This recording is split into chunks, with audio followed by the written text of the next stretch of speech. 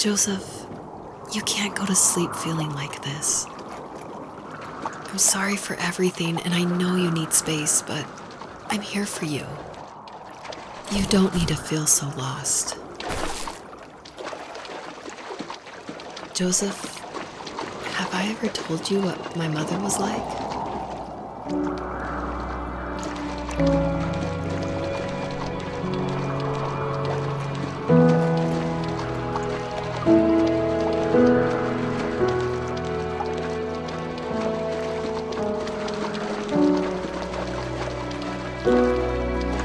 You know what it's like not to have a mom at home.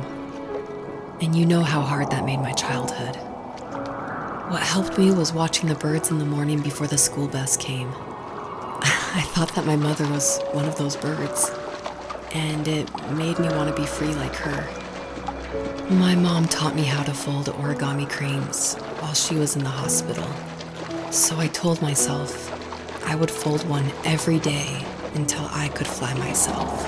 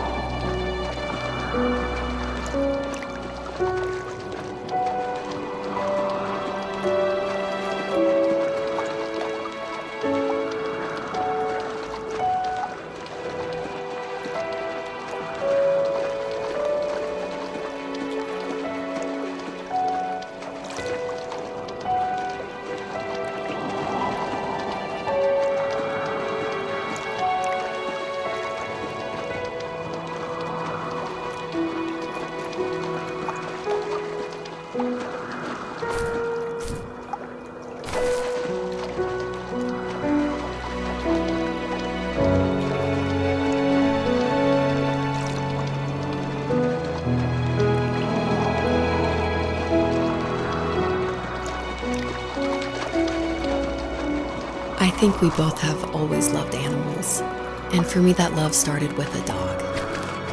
Sometimes this Rottweiler would come up to our property line and wait at the fence for me, but only once in a while. I was sure to check every day immediately after school, and it usually ended in disappointment. I would even steal money from my passed-out dad just so I could buy these off-brand dog biscuits. Even when she did stop by, she never went beyond the fence. Why was she so scared?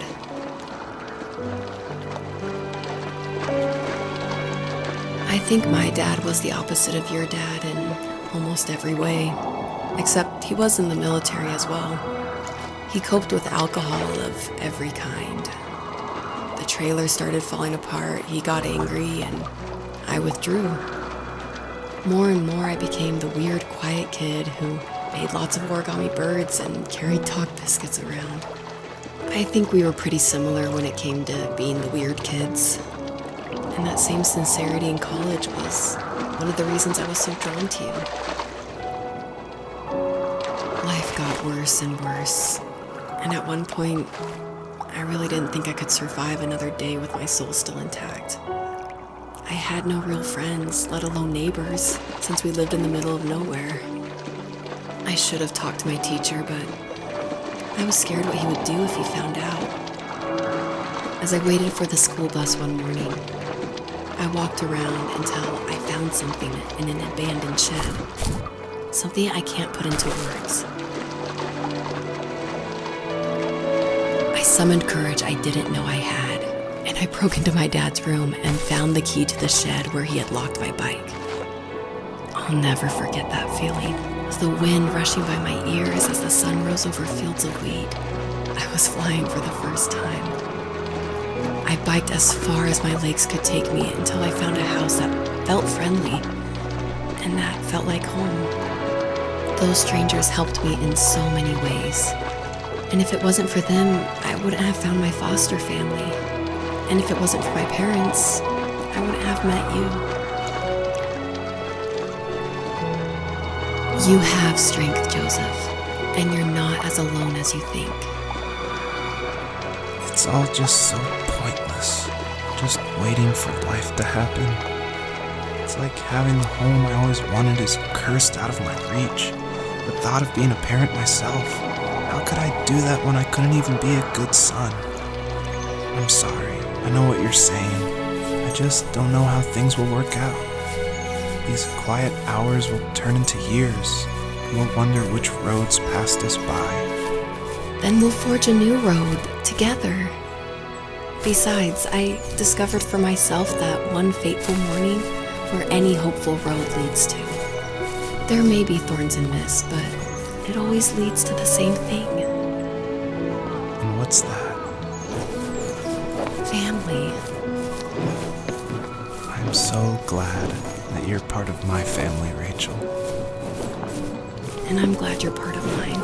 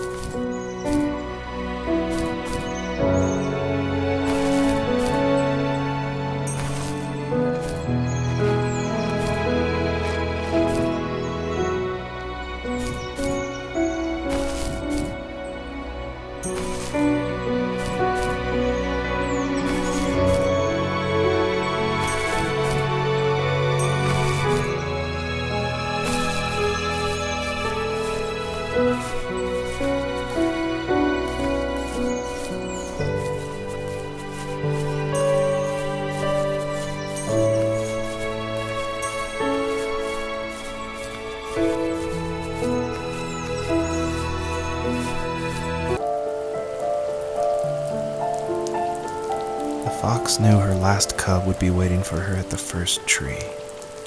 She was almost there. The rain cascaded onto the jade valley where the entrance to the tree was. Life was protected there, because that's where life began. It was now only a mother and a daughter left. Items from my life still dotted the ground as she moved closer to her destination and destiny.